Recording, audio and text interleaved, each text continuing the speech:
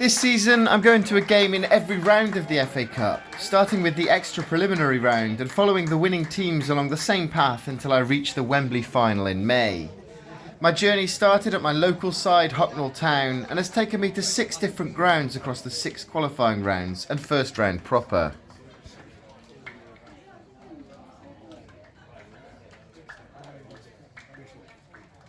During that time, I've watched Bottisford Town's record-breaking run into the second qualifying round for the first time in their history, then briefly followed Bromsgrove Sporting and Chelmsford City before the qualifying campaign ended at Barnet's Hive Stadium, where they brushed aside their National League South opponents. I then saw Barnet exit the competition at Exeter City St James Park in one of the craziest and most entertaining games of football I've ever seen.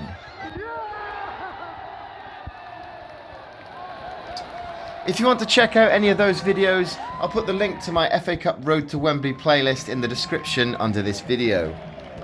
At the weekend, I made another 4-hour journey down to Devon to watch the second round match between League One Exeter City and Chesterfield of League Two.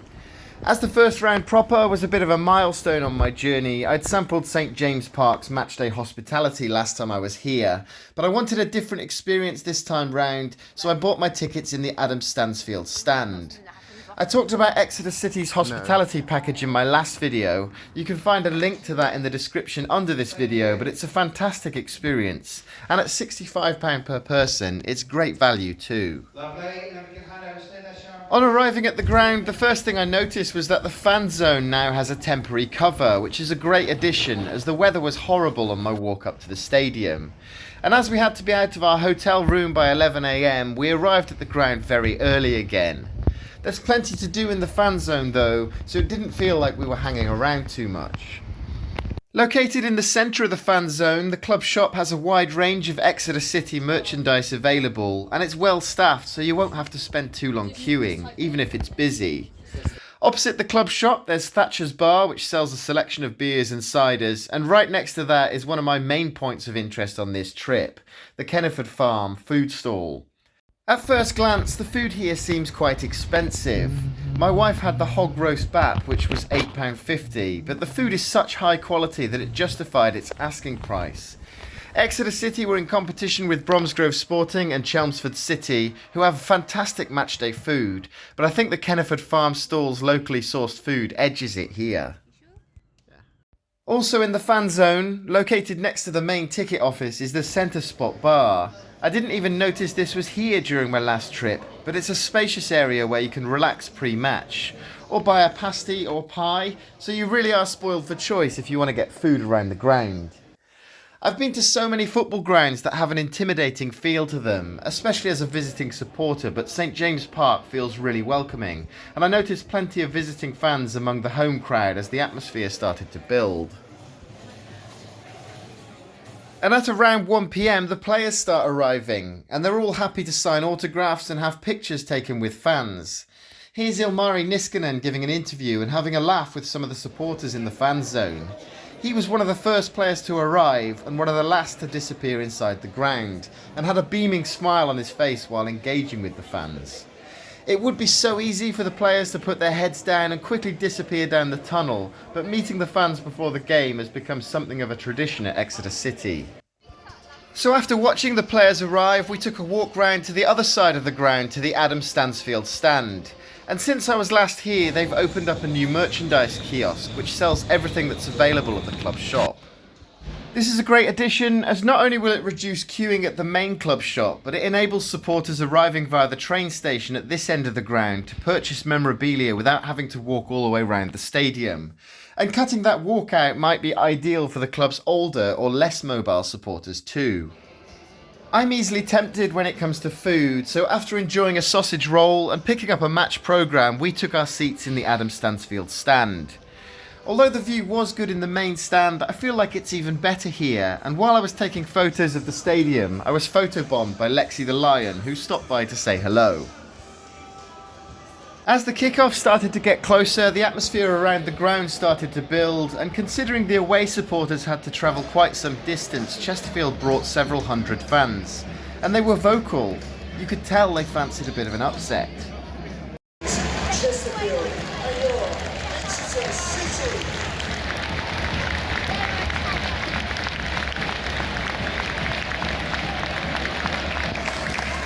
Exeter City are in their red and white, while Chesterfield are in blue, and with a place in the third round waiting for one of these two teams, the referee got the game underway.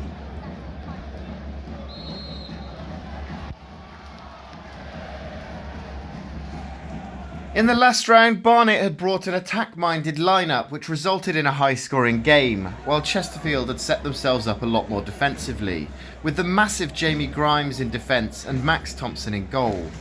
And although Exeter kept creating chances in the first half, Chesterfield's defence dealt with the pressure well, and Max Thompson was putting in a solid performance in goal. I was impressed with his overall positioning and awareness of the game.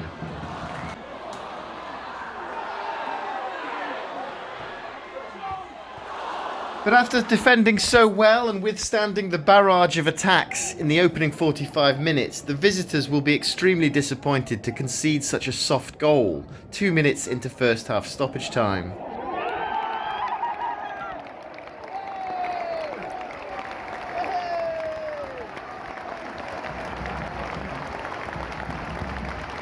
A Ryan Woods corner floated over to the head of Tristan Kramer, who strolled into the penalty area totally unmarked to make it 1-0. A deserving half-time lead for Exeter, but after such a solid defensive display from Chesterfield, that goal was massively out of character. They'd need to come at Exeter in the second half, and they did have a couple of chances to equalise, though Joe Whitworth was able to deal with everything that came his way.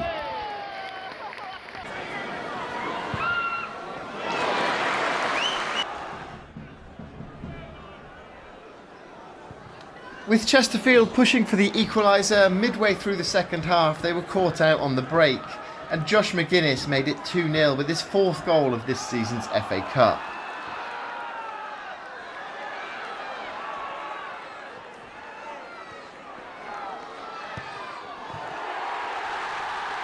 Moving men up in numbers, back in towards Banks to Oldacre, but it's won cheaply by Aitchison. Aitchison's going on the run. Aitchison trying to run past defenders. He's still got room. Is he going to slot it to Niskanen? Yes, he does. Niskanen with a cross in the box!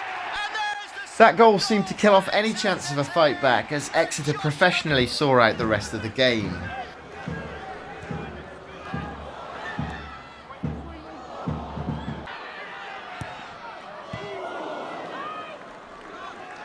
So the final score, Exeter City 2, Chesterfield 0.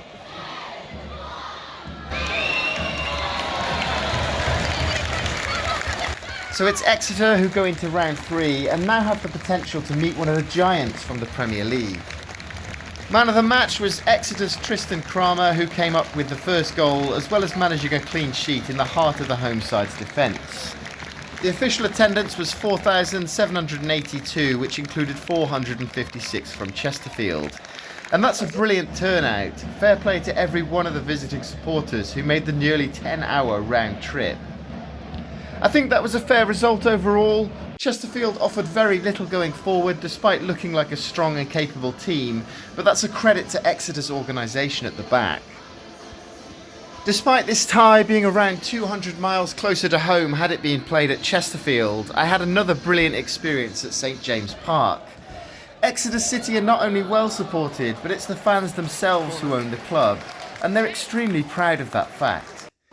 They have every right to be proud of what they've achieved since saving the club from bankruptcy when they took over in 2003 though. Every single staff member wears the badge with pride, and they all seem happy to be working at St James Park. Everything is so clean and tidy as well. They even have volunteers who litter pick the stadium immediately after the game ends. Exeter City are a fantastic example of how a football club should be run.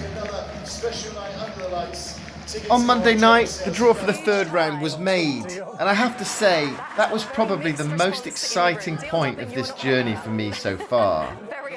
Number 47. The draw must go on. Number 47 are Exeter City. They've not progressed beyond round 3 since 1981.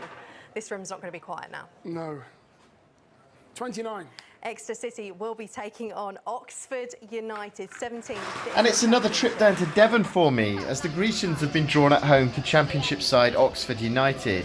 And check out this prediction by Amazing Gaming 2521, who called it, though it won't be at the Kassam. That tie falls on my birthday weekend, so I'm undecided as to whether I follow the advice of so many of you in my comments section and check out the Big Bank, or whether I treat myself to another hospitality package. But one thing's for sure, I'm really looking forward to my next visit to St James Park. Thanks once again to Exeter City for allowing me to use your brilliant pitchside footage in my video. Let me know in the comments if you were at Saturday's game, and please consider subscribing to my channel if you want to follow the rest of my FA Cup journey that will end at Wembley Stadium in May. Thanks for watching, and I'll see you down in Devon in 6 weeks' time.